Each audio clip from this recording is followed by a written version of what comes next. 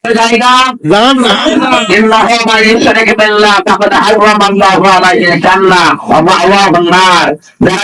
করে তাদের জায়গা হচ্ছে জাহান্নাম, আর জান্নাত তাদের জন্য হারাম। সুতরাং আমরা কোন শিরকে যেন না যাই।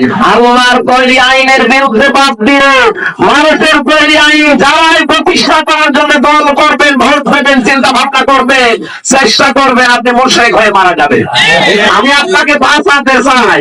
আপনি জাহান্নামে গেলে আমার কোনো লস নেই। আল্লাহর কসম, আপনি জাহান্নামে গেলে আমার কোনো লস নেই। কিন্তু আমি কিয়ামতের দিন ধরা খেয়ে যাবো যদি এই কথাটা আপনাকে না জানাই। সুতরাং বাংলার জনগণ সাবধানে দেখে, রেকর্ড হচ্ছে, সারা দেশে ছড়িয়ে যাচ্ছে। সবাইকে আমি আহ্বান জানাচ্ছি, আল্লাহর তৈরি করা আইন বাদ দিয়ে মানুষের তৈরি করা আইনের পেছনে থেকে তার জন্য শ্রম দিলে, সময় দিলে, দল করলে, ভোট করলে, রাজনীতি করলে আপনি জাহান্নামে যাচ্ছেন, আমি দেখতে পাচ্ছি। এরপরে বাকি আপনার বিবেকের উপরে। আর বিবেক অনুযায়ী যদি কাজ না করেন, আপনার উপরে ভুল চাপিয়ে দেবেন কে? আল্লাহ। কোথায় আছে? সূরা ইউনূস 11 নম্বর পারা 19 নম্বর পৃষ্ঠার 4 নম্বর লাইনের 100 নম্বর আয়াতের শেষের দিকে আছে। যদি কারো মন খারাপ হয়, আমার মনে হয় ওটা একটা টাটকা আবু সাঈদ। আবু সাঈদ তো খারাপ ছিল না। আপনার মাল কিনতে চান, মাল মানে আবুল মাল না, যেটা এই যে গতবার গেল কামাল, এই মাল না।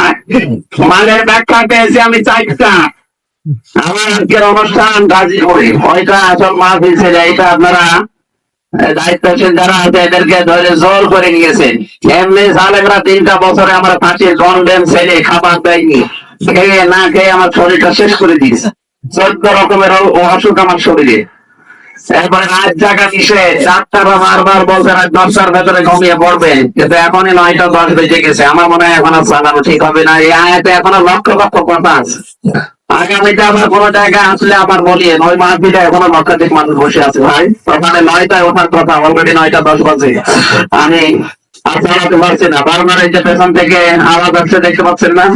আগামীতে আসলে আবার কথা বলবো ইনশাআল্লাহ। আমি তো মোনাজাত করে দিলাম। আল্লাহ আমিন।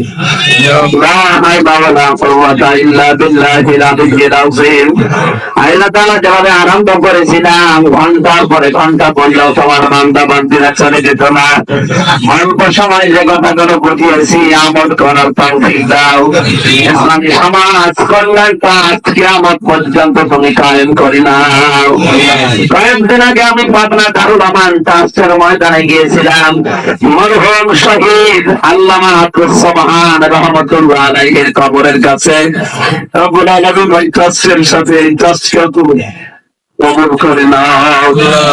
যত মানুষ আমরা এসেছি, আমাদেরকে মেহেরবানি করে এই কোরআনের উপরে প্র্যাকটিক্যাল লাইফ সেট করে দাও। কখন কার কাছে আজরাইল চলে আসে জানি না। আজরাইল আসলেই যেন পড়তে পারি লা ইলাহা ইল্লাল্লাহু মুহাম্মাদুর রাসূলুল্লাহ।